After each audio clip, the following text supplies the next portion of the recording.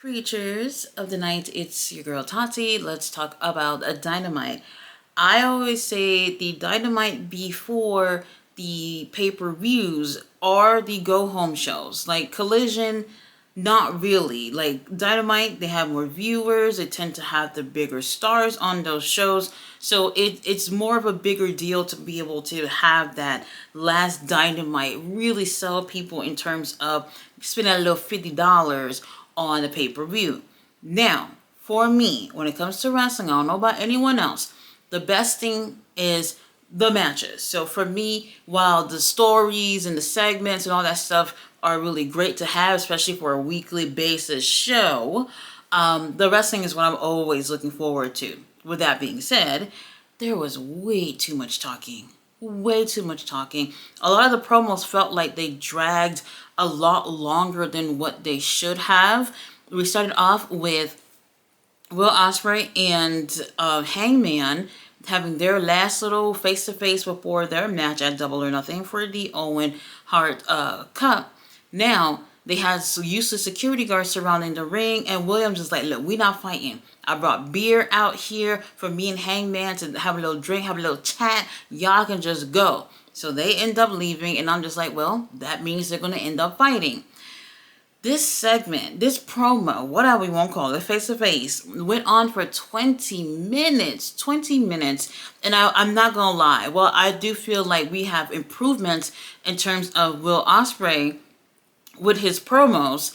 I felt like I keep hearing the same things. He's saying a lot of the same things. So for me, it felt like the promo dragged longer when you're just hearing someone sort of repeating themselves. He talks for a long time before Hangman can even say a word. And I was just like, damn, when are you going to let him actually say something? By the time Hangman gets on the mic, he's basically almost emotional. I don't want to say like crying, but you can hear the emotion in his voice where it's just like, I had the opportunity to have the world title at one point, and since then I have been trying to chase that high, and I have not done anything. Like, even my kid looks at me like, what the fuck you doing at home and not being a champion on AEW? And I can totally feel where he's coming from with his promo. I do feel like in terms of the AEW world title, he probably had the worst title reign in terms of CM Punk just walked through the door and that's all everybody care about. And his title reign was honestly overshadowed by CM Punk coming to AEW. But that's neither here or there. I would love to see him win again. But the way we see Will Ospreay being favored since he walked through the damn doors of AEW, I'm honestly not sure if Hangman even stands a chance at winning. At some point, they kind of get to, Williams like, well, I've beaten John Moxley. I've never beaten John Moxley before. You have beaten John Moxley. So if I beat you, then I know I can beat John Moxley at AEW All In. I'm just like, bitch, so you saying that you gonna beat Hangman? And then when you do that, you know you're going to beat John Moxley, take the title off of him. And honestly, when he said that, I felt like Tony Khan basically just confirmed exactly what's going to happen over the next few months. The whole thing between the two of them went too long. They both had these beer bottles. They drank the beer, and I thought Hangman was going to just fucking break that thing on top of his head. That haircut that William had, that can I please speak to the manager haircut that he had, wasn't feeling it. Long story short, because this is so fucking long, for the last exchange on the mic, I thought that there were some great things here, but the time could have been cut in half. And oh yes, this is what I forgot. William said he spoke to Tony Khan, AEW, and said that he petitioned to them for their match to be the main event at Double or Nothing. And at that point, I was like, well, what the fuck? Does this scream main event to me? It could. It could be something where it's just like, this could be the best match of the night. But typically, you would assume that Anarchy in the Arena would be the last thing that you see at Double or Nothing. So honestly, I don't know if they're going to go that route with the Owen Hart Cup finals being the main event. Whatever situation is, I'm still hoping for Hangman to take the win. Now, Jon Moxley and Marina, they make their way into the building from outside. They get inside there, and then the Young Bucks come on out there with their horrible gear, and they're going against Swerve, who's with Prince Nana, and Powerhouse Hobbs and Samoa Joe. When I tell you, Swerve was wrestling like his mama, his girlfriend, whoever the hell he was trying to impress was sitting up in there. I was just like, wow, he is showing up and showing out. He looked like a fucking star. And when I'm watching Swerve here, I was just like, it's a shame to think that he may not be in a singles match, not even for a fucking title at all. And I am afraid that this whole thing with the Death Riders, with Swerve, is going to lead to possibly tag team action with Swerve at all. And when I think of a pay-per-view like that, I'm just like, that fall from grace, Swerve does not deserve that. This was a really fun matchup. And I absolutely enjoyed what we saw here. Swerve really he stole the show for me. He spent like 90% of the match in the ring while Hobbs and Samoa Joe kept trying to get tagged in, and his opponents just kept grabbing him in, keeping him inside the ring. But we do get the baby faces end up taking the win. Now, after the match was over, we do have post-match beatdown. Claudio Castagnoli, Wheeler Yuta, they come on out there. And then here comes Shibata, who comes out to even things up. And I was just like, whoa, I thought you were injured. Willow Nightingale comes on out there. She's fighting with Marina. And then Kenny, by God, Omega come on out there. And honestly, I've been saying Kenny don't really need to be doing any of this shit. But whatever. He's getting his TV time. And they're all fighting in the ring. And I said, Prince Nana, put the coffee down. If you're gonna have to fight, you just gonna have to fight. We are literally at that time right now where there's just so much things just going on. Now, to make things interesting, Death Riders and crew, they end up running out into the crowd, and Samoa Joe is just like, look, I see y'all running away right now, but just know, before the night is over, we will get our hands on you. So we have something else to look forward to before the show is over.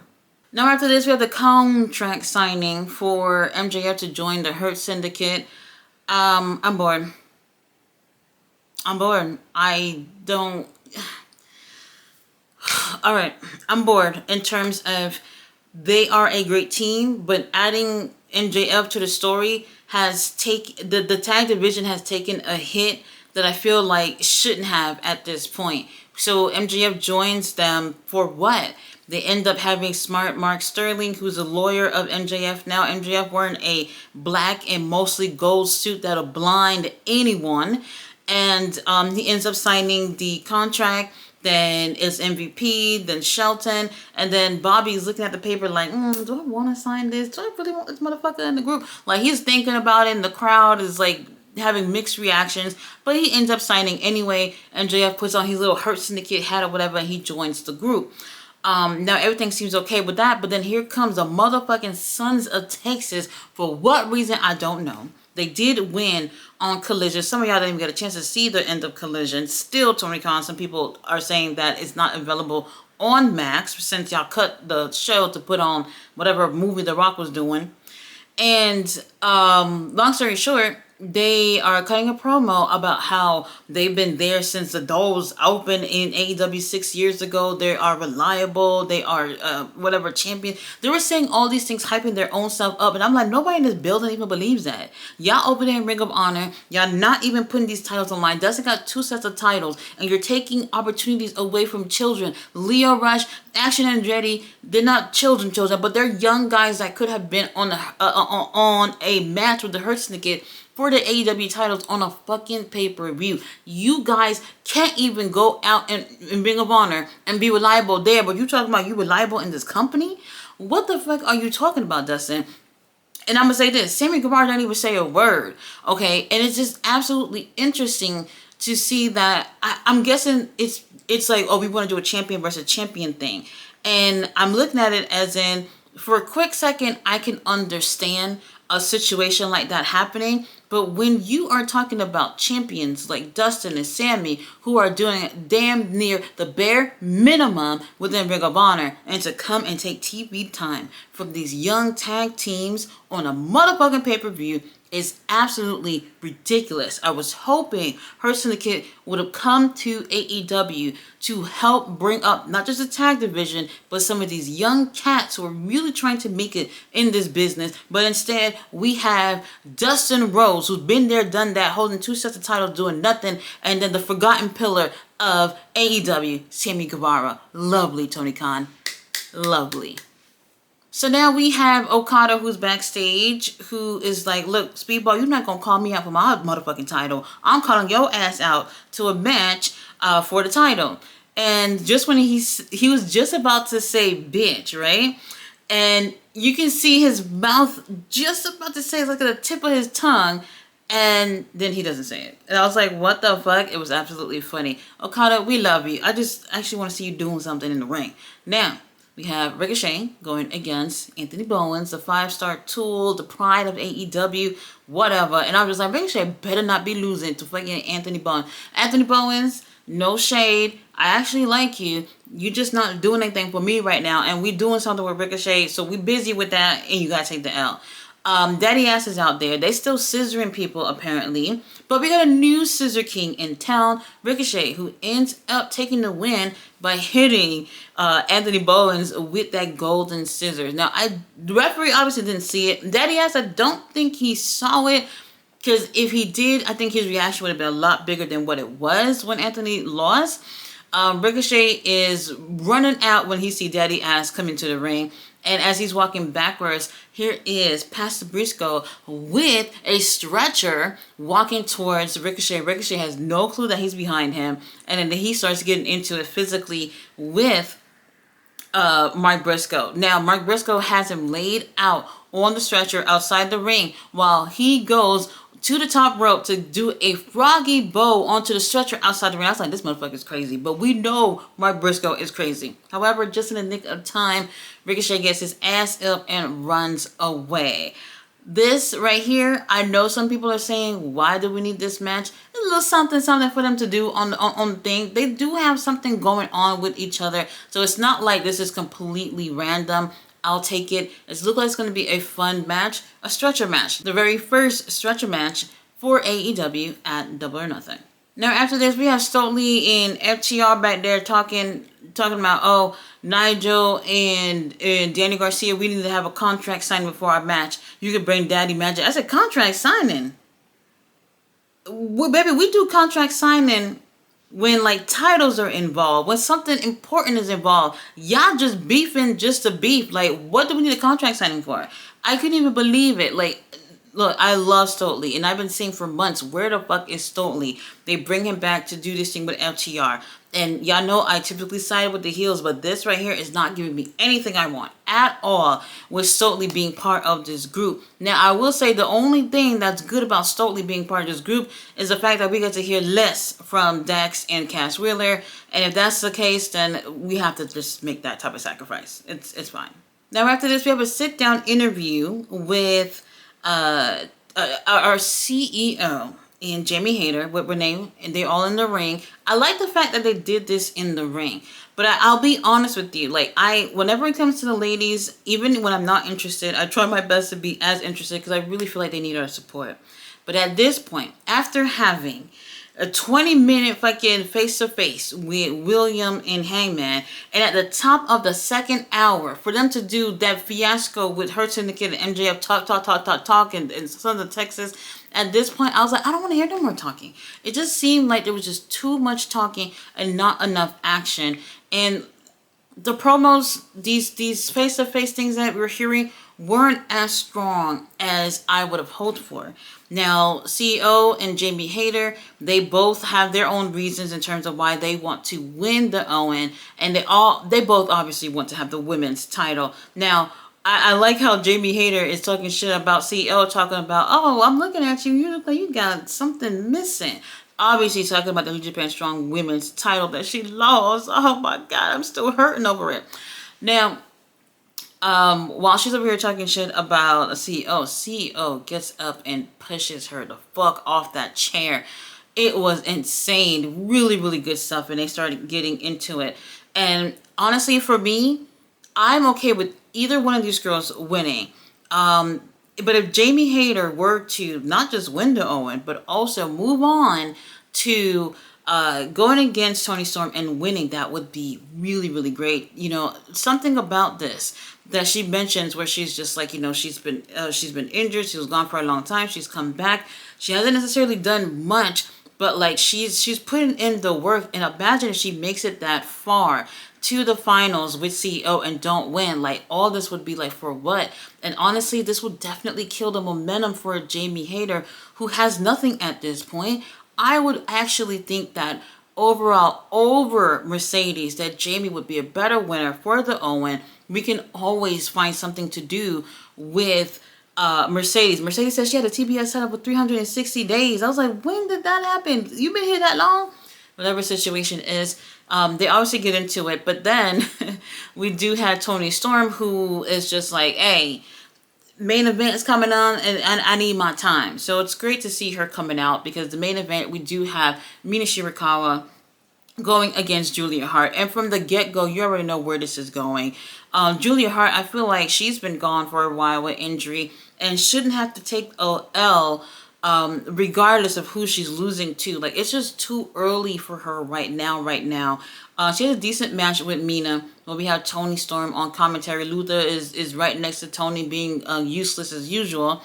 And we got a scare from Julia, who makes it seem like her knee was damn near broken. I was just like, please, we can't take another knee injury this week in wrestling. And then here comes her obviously going for a fucking roll up, just, obviously ribbing everybody just so people can think that she's hurt, which is okay.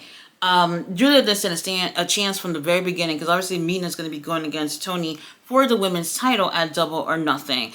But after the match, Sky Blue came out, and her and Julia was beating up on Mina. And I said, Tony, don't get up. Don't get up. If she getting her ass whooped, she getting her ass whooped. Why you would want to get up and help your opponent for the pay-per-view for your title is insane to me. I would have watched a bitch get her ass whooped with no problem. But obviously, this is wrestling, and we have to turn up the heat and the drama. So Tony Storm gets over there to help Mina Shirakawa.